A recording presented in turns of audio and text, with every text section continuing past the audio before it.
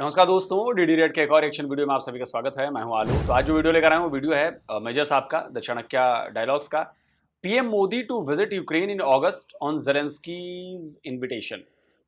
जी हाँ, बिल्कुल ये बात सही है। और अभी हाल ही में पीएम मोदी रशिया होकर आए हैं। स्क्रीनशॉट लगा देता हूँ।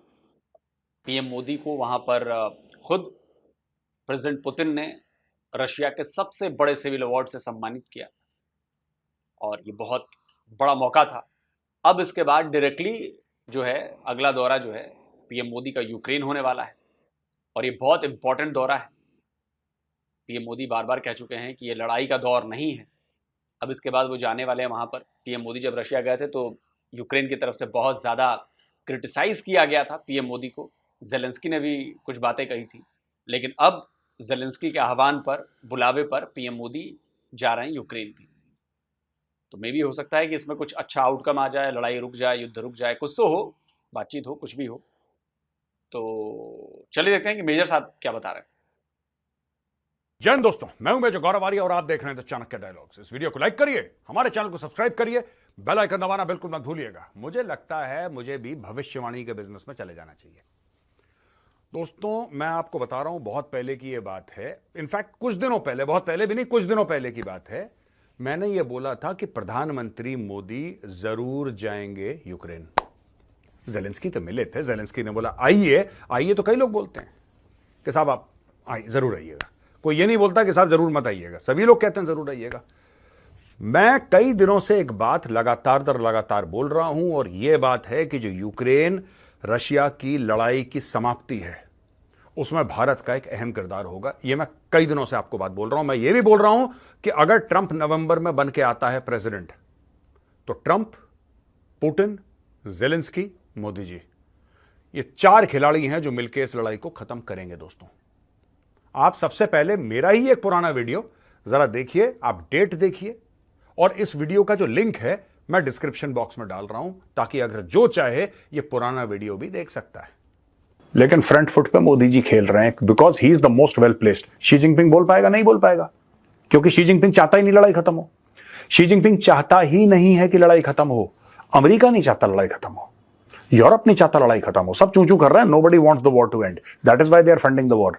India is neither funding the war nor it is supporting either side. इसलिए मोदी जी से आज की तारीख में, क्योंकि इंडिया ने एक, जिसको कहते हैं ना कि स्ट्रेटेजिक ऑटोनॉमी की इंडिया ने बात करी है खुद के मामले को लेके, इसलिए आज की तारीख में पुतिन से मिल गए।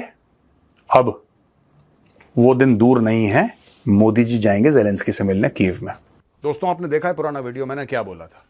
मैंने ये बोला था कि मोदी जी जाएंगे। अब वो बात सच हो गई है और मोदी जी अगस्त में जा रहे हैं यूक्रेन। सबसे पहली बात।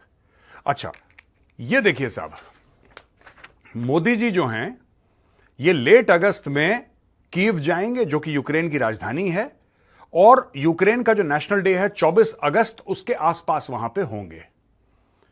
अब ये विजिट इसलिए कर रहे हैं कि यूक्रेन और रूस के बीच में जो शांति वार्ता है उसको आगे ले जाया जाए, क्योंकि आज की तारीख में शांति वार्ता है नहीं और इसकी बहुत जरूरत थी। दोस्तों, क्यों जरूरत थी? अभी इन्होंने स्विट्जरलैंड में वो 90-95 देशों का एक जमघट इकट्ठा करा, भारत से भी कुछ लोग गए थे। मैं जमघट क्यों कह रहा हूं? क्योंकि यार, जब दो लोग लड़ते हैं, सिंपल सी बात है, दो लोग लड़ते हैं जब, तो आपको दोनों को बैठाना पड़ता है ना कि भाई क्या कर रहे हो यार, क्यों लड़ रहे हो, लेन देन करके जो करना करो, लड़ाई वड़ाई खत्म करो, दुनिया परेशान है तुम्हारी लड़ाई से, डोंट फाइट। ये भाई लोग अपनी मीटिंग कर रहे हैं दुनिया के किसी कोने में, और जो रूस है, रूस को बुला नहीं रहे। वो कह रहे हैं हम रूस को नहीं बुलाएंगे, हम रूस को नहीं बुलाएंगे। इन्होंने मिलियंस ऑफ डॉलर्स खर्च कर दिए, literally hundreds and millions of dollars, hundreds of millions of dollars इन्होंने खर्च कर दिए, लेकिन रूस को नहीं बुलाया, क्योंकि इनके अंदर भी ऐंठ है, रूस को नहीं बुलाएंगे। शांति वार्ता होगी, रूस को नहीं। अबे, जिससे वार्ता करनी है उसको तो बुलाओगे, जिससे वार्ता करनी है वो नहीं बैठेगा वहां पे। रूस से बात नहीं करेंगे। बात, वार्ता का क्या मतलब होता है? बातचीत करना, वार्तालाप। वार्तालाप से आया वार्ता। ये शांति वार्ता कर रहे हैं यूक्रेन को बैठा के। यूक्रेन जिसकी पिटाई हो रही है उससे शांति वार्ता कर रहे हैं, जो पीट रहा है उससे बात ही नहीं कर रहा कोई। अजीब मामला है। तो ये भारत ने, देखिए, India is the first country and Modi ji is the first head of state. आप ये बात समझ लीजिए। पूरे विश्व में सिर्फ मोदी जी हैं जो कह रहे हैं कि मैं दोनों से जाके बात करूंगा। दोस्तों, आप, कोई और एग्जाम्पल है आपका? जो बंदा, कीव बहुत लोग गए हैं, कीव बहुत लोग गए हैं, बोरिस जॉनसन भी कीव गया है और ऋषि सुनाक भी गया है, और आपका जो बाइडेन एक दो बार हो आया है, और भी कई लोग कीव गए हैं। हो सकता है कि मॉस्को भी एक दो आए हों, मैं मना नहीं कर रहा, कम लोग जाते हैं मॉस्को बहुत, लेकिन मॉस्को भी एक दो लोग गए हों। लेकिन दोनों जगह मोदी जी पहले हैं जो जाएंगे, और ये जो युद्ध है ये खत्म होगा। आप देखना इस साल के एंड तक आपको एक, कम से कम मैं ये नहीं कह रहा कि इस साल के एंड तक खत्म हो ही जाएगा, 100% गारंटी है, no I am not saying that. मैं ये कह रहा हूं कि आपको इस साल के एंड तक रोड मैप पता लग जाएगा कि हाँ ये खत्म होने की कागार पे है, उस डायरेक्शन में जा रहा है। अब ये देखिए साहब, मोदी जी और जेलेंस्की ये G7 के साइडलाइंस में मिले थे। इन दोनों ने जैसे कि शेक हैंड करा, फिर हक करा एक दूसरे को। दोस्तों अब एक ट्वीट है जेलेंस्की का 6 जून का। 6 जून को जेलेंस्की ये कहता है कि साहब मैं मोदी जी को कांग्रेचुलेट करता हूं, उन्होंने उनको इलेक्शन में विक्ट्री मिली है, और फिर कहते हैं कि मैं चाहता हूं कि वो भारत के लोगों के लिए जल्दी जल्दी सरकार बनाए, फिर लोगों के लिए काम करें, और मैंने ग्लोबल पीस समिट की बात करी है, और मैं इंडिया का पार्टिसिपेशन चाहता हूं, और मैंने प्रधानमंत्री मोदी को आमंत्रित करा है कि सर जब भी आपको कन्वीनियंट टाइम हो आप यूक्रेन जरूर आए। अब ये तो कहने की बात हो गई। यूक्रेन का नेशनल डे, समझ रहे हैं, अगस्त में यूक्रेन का नेशनल डे है, यूक्रेन का नेशनल डे पे मोदी जी वहां पे जा रहे हैं। ठीक है, इसका मतलब अब आप समझिए, यूक्रेन इसका मतलब नेशनल डे मनाएगा, जाहिर सी बात है, चाहे युद्ध हो रहा हो नेशनल डे तो मनाएगा वो। भाई हमें आज़ादी मिली, हम 15 अगस्त मनाते हैं कि नहीं मनाते? मनाते हैं ना, चाहे कुछ भी हो जाए 15 अगस्त तो मनाते ही मनाते हैं। यूक्रेन भी अपना नेशनल डे मनाता है, और उस नेशनल डे में बुला रहा है मोदी जी को। तो आप एक और बात मान के चलिए कि नेशनल डे पे मोदी जी को बुलाना ये एक बड़ी सिग्निफिकेंट चीज है। जबकि मोदी जी जब मॉस्को गए तो जेलेंस्की ने बोला कि मुझे बहुत बुरा लगा कि मोदी जी गले लगे पुतिन से। मोदी जी दुनिया के सबसे बड़े लोकतंत्र के प्रधानमंत्री हैं, सबसे बड़े लोकतंत्र के मुखिया हैं, और यहां पे व्लादिमीर पुतिन है जो कि एक हत्यारा है, खूनी है। उन्होंने वर्ड यूज करा ब्लडी क्रिमिनल, उसने ब्लडी क्रिमिनल वर्ड यूज करा जेलेंस्की ने पुतिन के लिए। और ये कहते हैं कि मैं आहत हुआ हूं क्योंकि मैं जाहिर सी बात है इंडिया वर्ल्ड की बिगेस्ट डेमोक्रेसी, और आप जाके पुतिन से कैसे मिल सकते हैं? तो भैया ऐसा है, बिना पुतिन से मिले अगर किसी को यह गलत फहमी है कि पुतिन से नहीं मिले और शांति हो जाएगी, यह असंभव है। अमेरिका अपने सर के बल खड़ा हो जाए, क्योंकि चीन नहीं चाहता है लड़ाई बंद हो। दोस्तों चीन नहीं चाहता कि लड़ाई बंद हो। चीन जो सगा बन रहा है रूस का ना, चीन कभी नहीं चाहता। देखिए इस लड़ाई से चीन की क्या कोई सप्लाई चेन इंपैक्ट हुई या नहीं? चीन का इसमें फायदा क्या अगर लड़ाई हो? चीन का यह फायदा है कि पूरा वेस्ट अब चाइना की ओर थोड़ा सा कम देख रहा है। चाइना की बड़ी स्क्रूटनी हुआ करती थी, प्राइमरी नेशनल सिक्योरिटी थ्रेट, फलाना ढिमका, चीन को ये वो है, अभी भी है। मैं ये नहीं कह रहा वो गायब हो गया, लेकिन थोड़ा सा टेम्परेचर कम हो गया। अब पूरी दुनिया पड़ गई रूस के पीछे, यूक्रेन पे अटैक कर दिया, यूक्रेन पे अटैक कर दिया। यूरोप जो कि नेटो का एक बहुत अहम हिस्सा है भाई, it is a very very important part of NATO. Europe कहता है कि यार हमारे बगल में खड़ा है पुतिन, देखो। और रशिया के बॉर्डर कहां तक जाते हैं? फिनलैंड तक, यानी कि नॉर्दर्न यूरोप से छूता है बिल्कुल ऐसा रशिया। और एक और बात है ना, चाइना से शेल्स की, एमुनेशन की और भी कई चीजों की सप्लाई जा रही है ना रशिया, तो चाइना इससे पैसे भी तो कमा रहा है, ये भी तो हमें नहीं भूलना चाहिए। चाइना डायरेक्टली भले कुछ नहीं कर रहा है, इनडायरेक्टली तो बहुत सारी चीजें भेज रहा है, और वहां से बदले में क्रूड ऑयल ले रहा है। तो चाइना बहुत चालाक है इस मामले में, और चाइना जानता है कि देखिए चाइना और रशिया के भी तो बॉर्डर विवाद हैं। चाइना और रशिया की तनातनी हो चुके हैं बॉर्डर विवाद के चलते। चाइना वहां भी उसने रशिया को फंसा रखा है। तो अगर यूक्रेन से खाली हो गया रशिया और धीरे धीरे वो उस वाले मामले पे जाएगा, तो इससे चाइना को कष्ट होगा। भाई वो भी तो किसी ना किसी दिन वो प्रॉब्लम तो डील करनी पड़ेगी ना, रशिया को भी और चाइना को भी, और प्रॉब्लम है। तो भी बहुत सारी चीजें चल रही हैं, बहुत सारी। ईस्टर्न यूरोप से छूता है बिल्कुल ऐसा। रूस को अगर आप कभी दुनिया के नक्शे में देखेंगे, ऐसा जहाज जैसा लगता है वो देश, लगता नहीं, ऐसा लगता है पूरा जहाज का जहाज है, हवा में टंगा हुआ, इतना बड़ा है वो। दसियों वहां पर टाइम जोन है यार, एक के बाद एक के बाद एक के बाद एक, इतना बड़ा देश है। और जब रूस कहीं पे पहुंचेगा तो लगता है भाई अब ये रूस के टैंक अंदर आ गए, क्रीमिया में आ गए, घुस गए क्रीमिया में, यूक्रेन में घुस गए। अब क्या होगा? अगली बार शायद फिनलैंड के अंदर घुस जाए। अगर पुतिन का दिमाग सरक गया तो उसने बोला कि नहीं यार चलो शाम की चाय पीते हैं, फिनलैंड में पीते हैं शाम की चाय।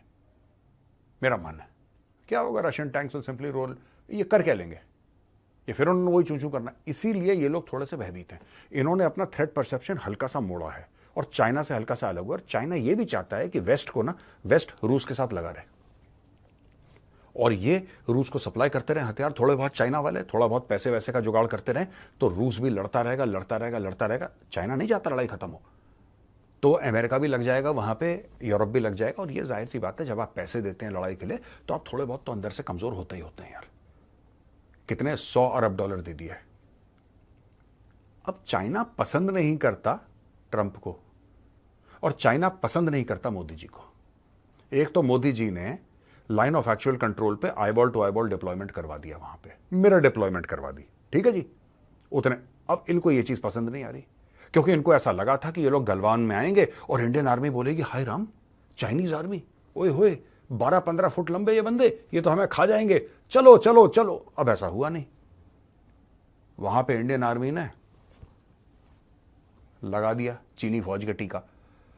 अब टीका लग गया चीनी फौज का, उनको लगा झटका, क्योंकि किसी ने उनको ऐसे ट्रीट करा नहीं था, राइट। अब दोस्तों हुआ ये कि अब उनको झटका लग गया। उन्होंने बोला कि ये जो प्रधानमंत्री है इसकी लीडरशिप, देखिए फौज तो पहले भी बहादुर थी, ऐसी बात नहीं कि मोदी जी के प्रधानमंत्री बनने के बाद भारतीय सेना, इस भारतीय सेना ने तो अच्छों की गर्दनें उतारी हैं, अच्छों की गर्दनें उतारी हैं। सेना तो वही है, सेना पहले भी अच्छी थी, आज भी अच्छी है, सेना कोई स्पेशल, वही सेना है, राइट। लेकिन क्या है कि नेशनल लीडरशिप से बहुत बड़ा फर्क पड़ जाता है। आप एक डायरेक्शन दे देते हैं कि यार ऐसा होगा, डोंट वरी। मैं आपको छोटा सा उदाहरण देता हूं। ये चाइना के जो सकपकाहट है ना चाइना की, आपको याद है सर्जिकल स्ट्राइक हुई थी, याद होगा आपको, सर्जिकल स्ट्राइक हुई थी और बिल्कुल इंडिया ने, जिसको कहते हैं कि पाकिस्तान के अंदर घुस के मारा था।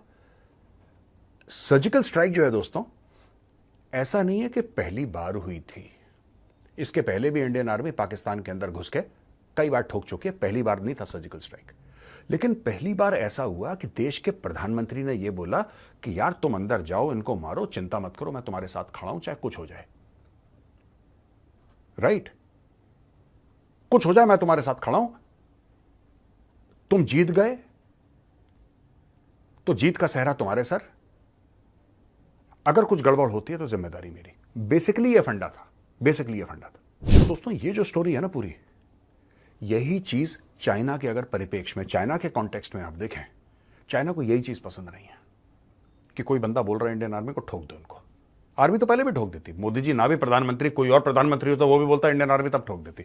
लेकिन सिर्फ ये बोलना कि जाओ तुम ठोक दो, कोई बात नहीं, that is a very big deal in itself, right. क्योंकि कोई भी नेता इतनी बड़ी जिम्मेदारी लेना नहीं चाहता। अब हुआ ये है, यहां पे ट्रंप जो है लगातार बोल रहा, उसने कोरोना वायरस को भी बोला ये चाइनीज वायरस है, ठीक है। वो कहता this is the Chinese virus, China को बहुत बुरा लगा, ये कहता चाइना ने करवाया। ट्रंप जो है वो एंटी चाइना है, और आप मान के चलिए मोदी जी भी एंटी चाइना है, मोदी जी भी एंटी चाइना। अब ये दोनों एंटी चाइना वाले, इनका सिर्फ एक काम है, ट्रंप का और मोदी जी का, कि किसी तरीके से रूस को चाइना की चंगल से दूर करो।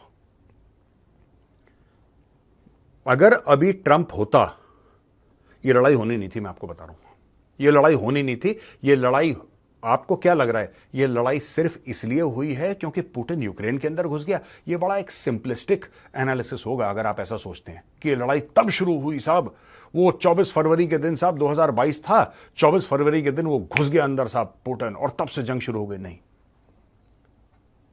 भाई साहब, ऐसा होता है कि आप पहले खाना वाना जब बनाते हैं ना, तो पहले आपको मसाले वसाले तैयार करने पड़ते हैं, तब जाके आप गैस पे कढ़ाई चढ़ाते हैं।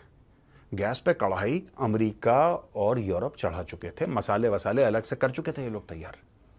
इन्होंने ऐसा एक सिस्टम बनाया कि वो लड़ाई होनी थी।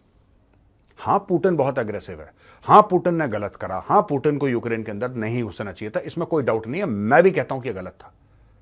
लेकिन इन लोगों ने पूरा तामझाम बनाया पुतिन को कि पुतिन घुसी जाए अंदर, और आज की तारीख में घुस गया। ये लोग चाहते हैं कि वहीं पे रहे।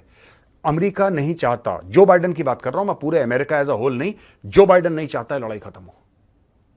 आप जान लीजिए, जो बाइडेन नहीं चाहता ये लड़ाई खत्म हो, जो बाइडेन नहीं चाहता कि यूक्रेन और रशिया की फोर्सेस डिसएंगेज करें, वो चाहता ही नहीं। आज की तारीख में मोदी जी, अब देखना, ये अगस्त को जाएंगे, ये जैसे ही अगस्त में जाएंगे वहां पे, मैं ना एक प्रिडिक्शन कर रहा हूं, सही आ गया इस मामले में। अब दूसरा प्रिडिक्शन मैं आज कर रहा हूं। मैं ये प्रिडिक्शन कर रहा हूं कि अगस्त में जब मोदी जी जाएंगे कीव और वहां पे जेलेंस्की को मिलेंगे, जेलेंस्की को मिलने के एक हफ्ते के अंदर मोदी जी और ट्रंप की फोन पे बात होगी।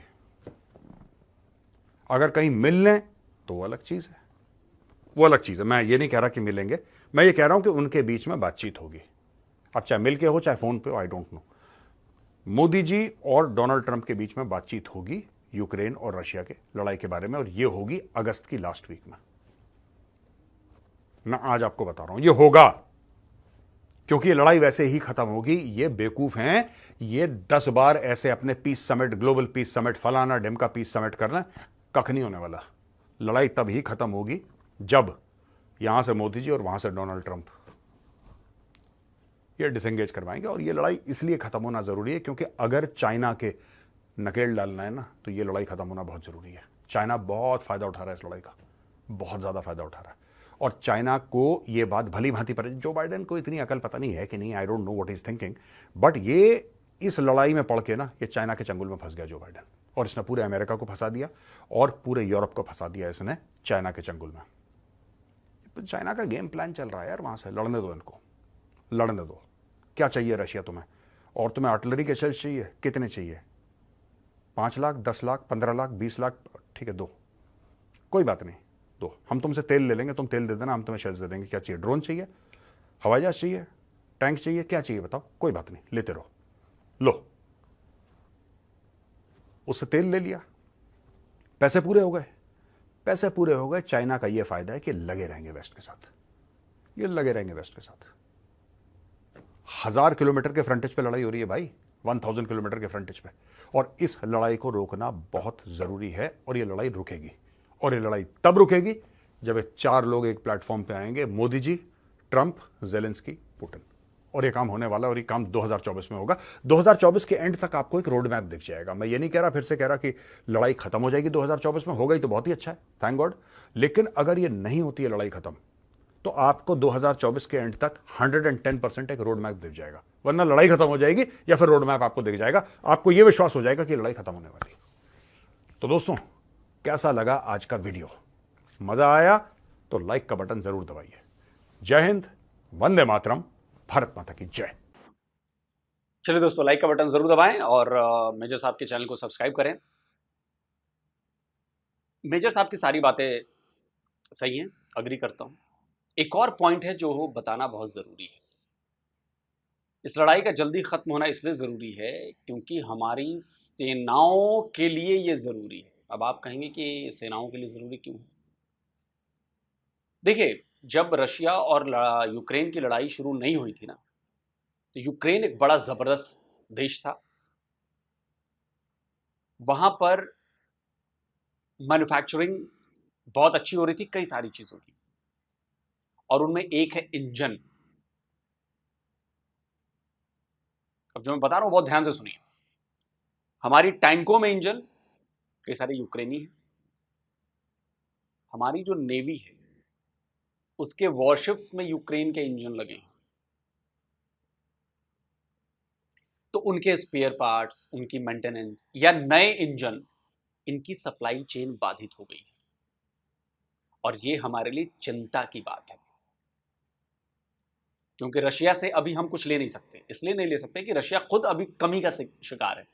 युद्ध की वजह से उसके टैंक्स, उसके वॉरशिप्स और उन सब में वो लगे पड़े हैं। तो वहां से आप सोचिए कि नए इंजन या नई चीजें वो आनी बहुत मुश्किल है। वर्ल्ड लेवल पर सप्लाई यूक्रेन की फैक्ट्रीज से होती थी, और यूक्रेन इंजन की टेक्नोलॉजी में, इन इंजन मतलब टैंक्स के इंजन और वॉरशिप्स के इंजन, इसमें बहुत आगे था। और हमारे लिए इस लड़ाई का रुकना इसलिए जरूरी है क्योंकि हमें अपनी चीजें बरकरार रखनी है, मेंटेन्ड रखनी है। इंजन बदले जाने हैं, उनका ओवरऑल होना है, उसके स्पेयर पार्ट्स लगने हैं, कल पुर्जे बदलने हैं। वो कहां से आएंगे? वो यूक्रेन से आएंगे। और अभी शायद एक लेटेस्ट खबर भी मैंने पढ़ी थी, अभी मैं आपको स्क्रीनशॉट लगा दूंगा, जिसमें ये बात की गई है, ये सवाल किए गए कि भाई जो हमारे वॉरशिप्स हैं उनके लिए इंजन चाहिए हमें, और वो हमें यूक्रेन से मिल सकते हैं। जो पानी के जहाज़ हम ज़्यादा बढ़ा रहे हैं, बना रहे हैं अलग अलग तरीके के, वॉरशिप्स हों या सपोर्ट शिप्स हों, इंजन तो चाहिए ना भाई। तो अभी हम इंजन नहीं बना रहे उस तरह का, बट हमारी कोशिश जारी है। तो ये बहुत इंपॉर्टेंट है लड़ाई का रुकना। और जो मेजर साहब ने बात कही है कि अगर लड़ाई रुकेगी तभी रशिया चाइना के चंगुल से बाहर आएगा, क्योंकि अभी रशिया को चाहिए ओवरऑल सपोर्ट हर तरफ से, मोरली सपोर्ट भी चाहिए, डिप्लोमेटिक सपोर्ट भी चाहिए और आर्मी के लिहाज से सप्लाई सपोर्ट भी चाहिए। वो चाइना कर रहा है। तो चाइना के तो अपनी लालच है। चाइना यूरोप को भी सामान बेच रहा है, सप्लाई चेन तो यूरोप के भी बाधित हुई है ना। अपने सप्लाई चेन का इस्तेमाल करके चाइना यूरोप में बेच रहा है सामान, जैसे हमने यूरोप में बेचे। रशिया से तेल लेकर रिफाइन करके वो प्रोडक्ट फिर हमने बाई प्रोडक्ट बेच दिया उधर। अमेरिका का इसमें अलग फायदा है। अमेरिका की जो आर्म्स लॉबी है, आर्म्स मैन्युफैक्चरिंग कंपनीज हैं, वो भी तो लगी हुई हैं। वो नाटो देशों को भी अपना सामान बेच रही है, क्योंकि उन देशों में जो यूरोप के देश हैं मेनली, उन्होंने अपना डिफेंस बजट बढ़ाया। तो डिफेंस बजट बढ़ाने का मतलब क्या है कि आपको और ज्यादा हथियार खरीदने हैं। वो ज्यादा हथियार कहां से खरीदे जाएंगे? अमेरिका से खरीदे जाएंगे। आप इस पॉइंट को समझिए। तो इस समय जो अमेरिकन डिफेंस मैन्युफैक्चरिंग या वेपन मैन्युफैक्चर करने वाली जो कंपनीज हैं, उनकी बूम बूम है। उनके पास ऑर्डर्स की कमी नहीं है, इसलिए वो दिए जा रहे हैं। लड़ो भाई। इसलिए इस लड़ाई का रुकना बहुत जरूरी है, बहुत जरूरी। और बिल्कुल मुझे भी ये लगता है कि पीएम मोदी इसमें बहुत बड़ी भूमिका निभा सकते हैं, बहुत बड़ी। तो कमेंट करके आप बताएं आप क्या कहते हैं। जल्दी मिलता हूं एक और नए वीडियो के साथ। नमस्कार, जय हिंद।